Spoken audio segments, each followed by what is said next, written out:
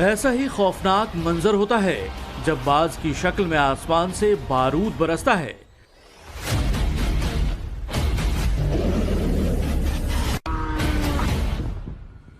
ऐसी ही तबाही होती है जब ड्रोन काल बनकर जमीन पर गिरते हैं।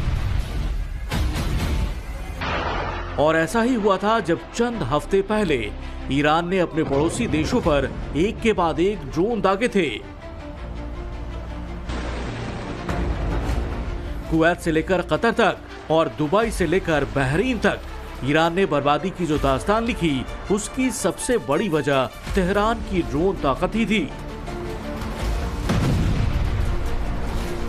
अमेरिका के साथ 1.5 महीने तक चले युद्ध में ईरान का जो हथियार सबसे ज्यादा चर्चा में रहा था, ईरान का शाहिद 136 आत्मघाती ड्रोन।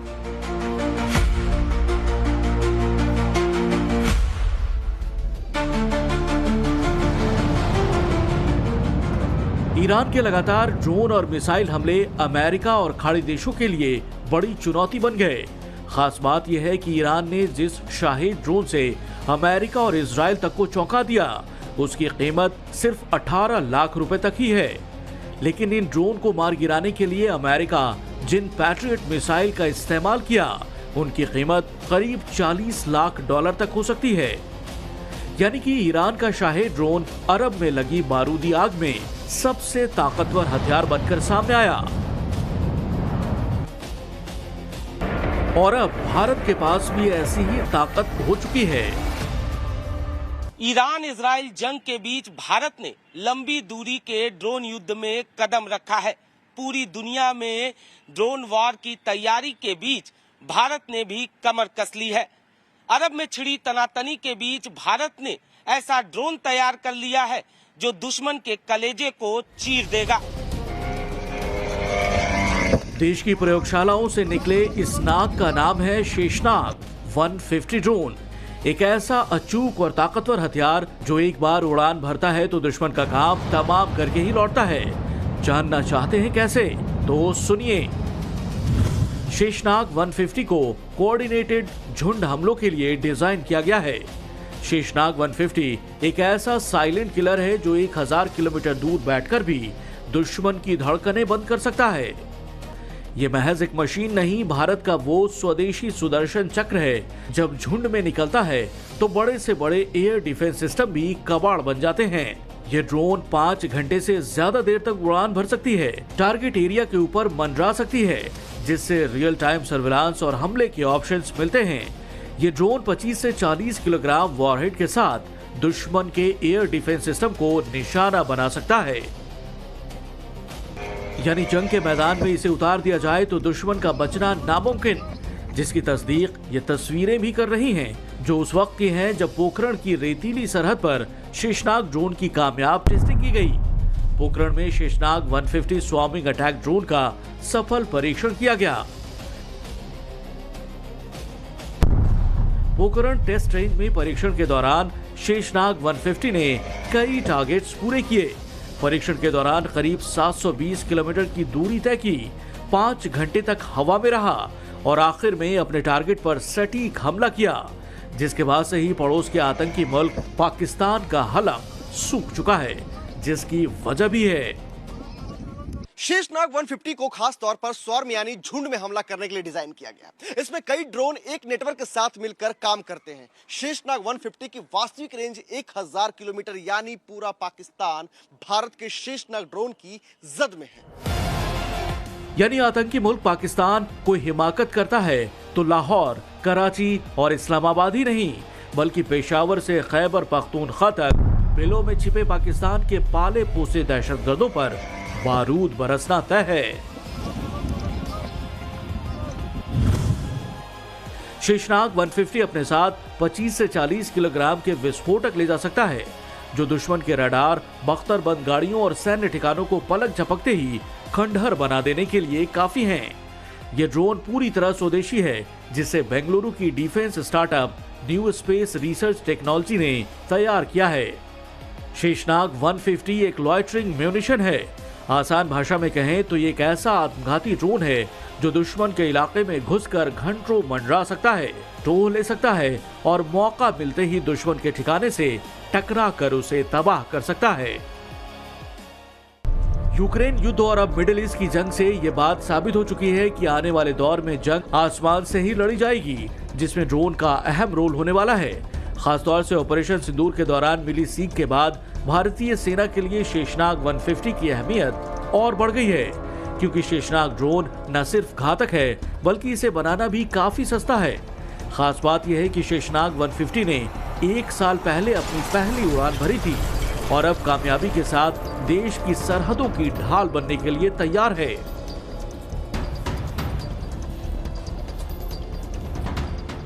कहा जाता है जंग हथियारों से नहीं बल्कि हौसलों से लड़ी जाती है, लेकिन ये आधा सच है। हौसलों के साथ जवानों के हाथों में आधुनिकतम हथियार होना जरूरी है और भारत इसमें लगातार तरक्की कर रहा है। सेना अब भविष्य के युद्ध के लिए लंबी दूरी के स्वॉर्म अटैक ड्रोन को बेहद अहम क्षमता मान रही है। ऐसे ड्रोन दुश्मन के एयर डिफेंस को चकमा देकर अंदर तक जाकर हमला करने में मदद कर सकते हैं। पिछले साल नवंबर में सेना ने जैसलमेर में त्रिशूल युद्धाभ्यास के दौरान अत्याधुनिक स्वदेशी ड्रोन और एंटी ड्रोन तकनीक का कामयाब परीक्षण किया। एक्सरसाइज में हेक्साकॉप्टर, हेरॉन मार्क 2 और तापस जैसे ड्रोन्स ने दुश्मन के ठिकानों को सटीक निशाना बनाने की ताकत दिखाई थी।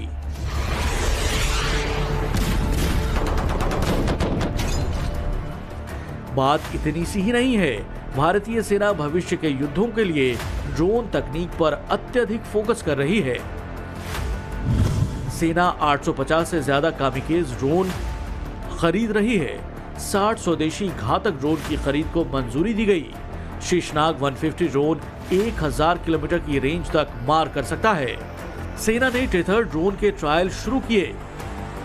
अब हमारी ड्रोन आर्मी पहले से काफी अपग्रेड और बेहतर है। सेना ने ड्रोन टेक्नोलॉजी को देखते हुए एक प्रोग्राम शुरू किया है, ईगल ऑन एवरी आर्म, यानी कि हर सैनिक की भुजा पर बाज। हर सैनिक के साथ एक ड्रोन युद्ध के समय उसका साथ देगा।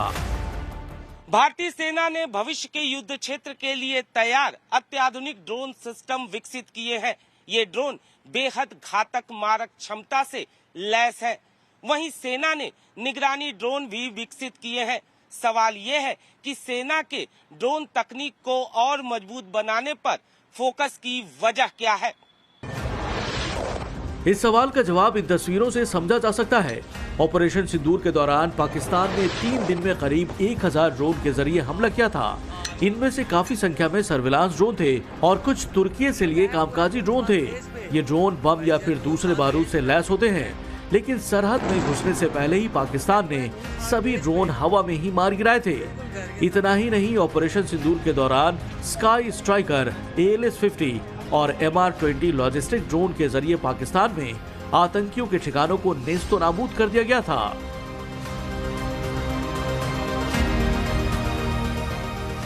ऑपरेशन सिंदूर में पाकिस्तान को पड़ी मार के 10 महीने हो चुके हैं और इन दोनों देश की सेना कई गुना ताकतवर हो चुकी है। खासतौर से ड्रोन को लेकर लगातार नई टेक्नोलॉजी डेवलप की जा रही है। खास बात यह है कि सेना का फोकस स्वदेशी हथियारों पर है, यानी ज्यादातर ड्रोन देश में ही बनाए जा रहे हैं, जो युद्ध जैसे हालात में सबसे अचूक हथियार साबित हो रहे हैं। सेना के ड्रोन पर फोकस की एक और बड़ी वजह है, कई ड्रोन की कीमत सिर्फ करीब $20,000 यानी 18 लाख रुपए होती है, जबकि एक पैट्रियट मिसाइल की कीमत करीब $40 लाख यानी 37 करोड़ रुपए तक हो सकती है। दुश्मन को एक सस्ते ड्रोन को रोकने के लिए लाखों करोड़ों रुपए की मिसाइल खर्च करनी पड़ती है। रूस और यूक्रेन की जंग में भी ड्रोन की ताकत देखी जा रही है।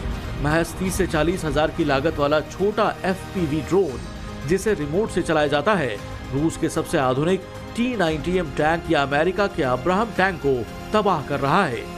एक औसत आधुनिक टैंक की कीमत 37 करोड़ से 66 करोड़ रुपए के बीच होती है, जब एक मामूली सा ड्रोन इतने महंगे टैंक को कबाड़ में तब्दील कर देता है। पिछले 2 महीने के दौरान यूक्रेन ने ऐसे हजारों ड्रोन हमले किए, जिन्होंने साबित कर दिया कि अब महंगे तोपखानों की बजाय ये सस्ते शिकारी ज्यादा असरदार हैं और अब तो बात इससे भी आगे बढ़ चुकी है। यूक्रेन और रूस के युद्ध में 5 सालों के दौरान एक से बढ़कर एक हथियारों का इस्तेमाल किया गया, लेकिन अब युद्ध के इतिहास के पन्नों में एक और अध्याय जुड़ गया है, जिसने दुनिया के रक्षा विशेषज्ञों को भी हैरान कर दिया है। यूक्रेन ने रोबोट और ड्रोन के दम पर रूसी ठिकानों पर कब्जा कर लिया। पहली बार युद्ध में सिर्फ ड्रोन और रोबोटिक सिस्टम ने रूस की टुकड़ी को सरेंडर कराया। ड्रोन और ग्राउंड रोबोट्स की मदद से दुश्मन के कई ठिकानों पर कब्जा कर लिया।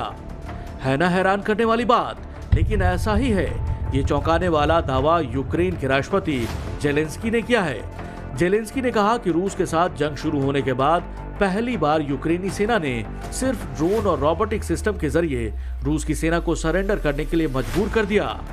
इतना ही नहीं, दावा तो ये भी है कि रोबोट आर्मी ने रूसी फौज के कई ठिकानों पर भी कब्जा कर लिया है। यूक्रेनी प्रेसिडेंट जेलेंस्की को सुनिए। इतना ही नहीं, यूक्रेन के राष्ट्रपति वोलोदिमीर जेलेंस्की ने उन हथियारों को भी दिखाया जिन्हें लेकर रूस की सेना की शिकस्त का दावा किया जा रहा है। यूक्रेन का दावा है कि इस मिशन को यूक्रेनी सेना की 13वीं खरतिया ब्रिगेड ने अंजाम दिया। सबसे पहले जमीन पर चलने वाले रोबोटिक ड्रोन को कीचड़ और बर्फ के बीच से दुश्मन के बंकर तक भेजा गया, जो कीचड़ भरे रास्ते से गुजरता हुआ अपने टारगेट तक पहुंचा और फिर धमाके के साथ फट गया। इसके बाद कई सिस्टम का इस्तेमाल करते हुए एक हमला किया गया। इस दौरान रूसी सेना के ठिकानों की हर जानकारी आसमान में उड़ने वाले ड्रोन्स देते रहे, जिसके मुताबिक जमीन पर रोबोटिक यूनिट्स आगे बढ़ती रहीं। एक साथ दर्जनों ड्रोन्स ने हमले किए, जिससे रूसी सैनिकों को संभलने का मौका तक नहीं मिला। साफ है कि युद्ध का पैटर्न